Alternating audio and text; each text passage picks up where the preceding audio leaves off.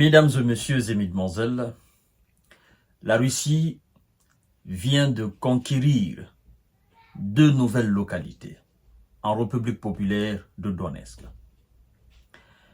Lorsque vous êtes face à un adversaire de la taille de la Russie, vous devez soit de tout donner ou de capituler. Parce que vous devez savoir que loin d'une capitulation, elle va forcément vous anéantir. Et c'est ce qu'on est en train d'assister là. Dans la guerre d'usure, avec la Russie, l'on n'a aucune probabilité de remporter cette guerre. Et les Européens, les Américains le savent très bien. Mais ils veulent quand même détruire ce pays-là. Je parle de l'Ukraine. Et j'ai dit la fois dernière, et vous devez le savoir, en termes de guerre, de conflit armé, entre deux puissances, ou même entre deux pays, toute action militaire qui ne mène pas à une victoire est une action vaine. C'est comme le football. Je ne cesse de prendre l'exemple. Vous avez deux équipes qui jouent. L'une, elle est beaucoup plus réaliste. Elle marque des buts. L'autre joue très bien. L'autre fait des dribbles. L'autre fait des passe-passe. Mais, en fin de compte, ce qui compte réellement, c'est la victoire. Qui a gagné? Qui a perdu? C'est la même chose sur le terrain, entre les militaires, c'est-à-dire dans un conflit armé. Toute action militaire qui ne mène pas à une victoire, à la libération d'une localité ou à la conquête d'une localité est une action vaine, vouée à l'échec, est une action nulle, est une action qui ne doit même pas exister, vous ne devez même pas le faire. Et donc face à la Russie, jusqu'à présent, les Otaniens ont fait preuve de faiblesse continuelle. Ils ont montré déjà leurs limites. Ils ont déjà montré les limites de leurs armes face aux armes soviétiques, comme ils ont l'habitude à le traiter. Plus de 27%, ce n'est plus 27%. Nous allons dire plus de 28% de ce territoire est sous le contrôle russe aujourd'hui. Parce que deux nouvelles localités viennent d'être libérées. Ce matin, nous apprenons la nouvelle. Et on vous dit que plus de 1920 S ont été envoyés au repos éternel avec des merceaux.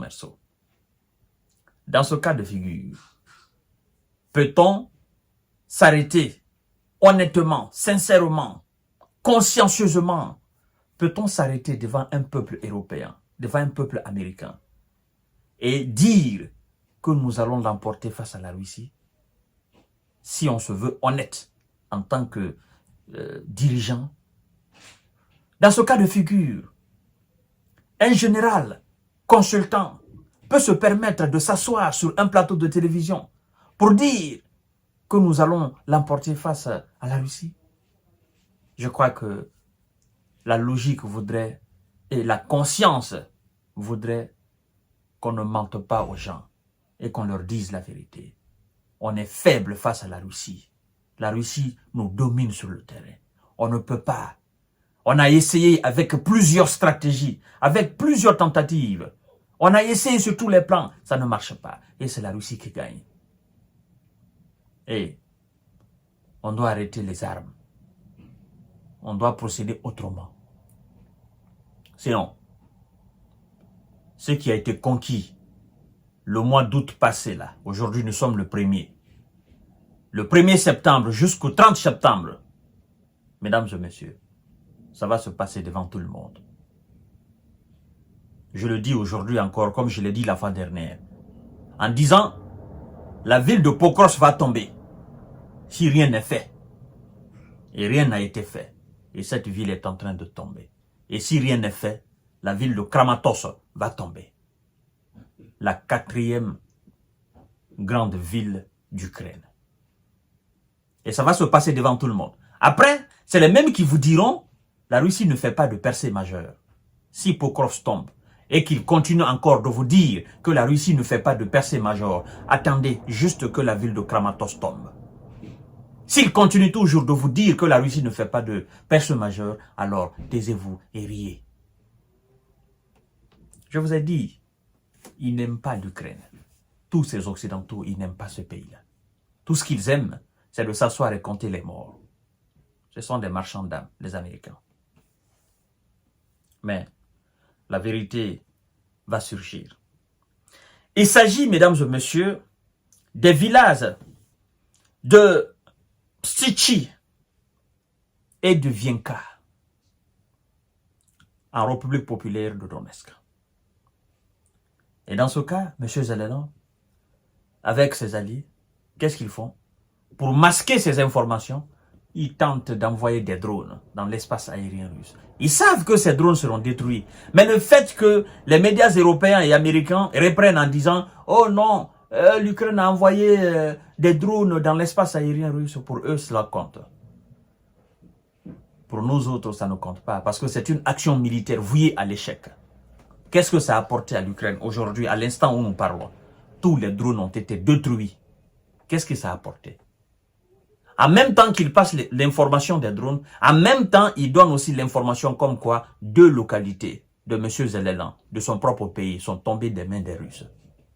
Alors jugez vous-même, entre l'envoi des drones dans l'espace aérien russe et la perte de son propre territoire chez soi, qu'est-ce qui est plus important militairement, politiquement, stratégiquement? Qu'est-ce qui est plus important? Et la perte de ces hommes, plus de 1920, qu'est-ce qui est plus important? Même si vous posez cette question au plus petit des enfants, il vous dira, c'est lui qui a perdu sa terre, c'est lui qui a perdu son village, ne serait-ce que 1 cm², 2 cm². C'est lui qui a perdu ses hommes, ne serait-ce que 2, 3, à plus forte raison des milliers. C'est celui-là qui est le perdant. Par rapport aux machines envoyées, on est en train de les détruire.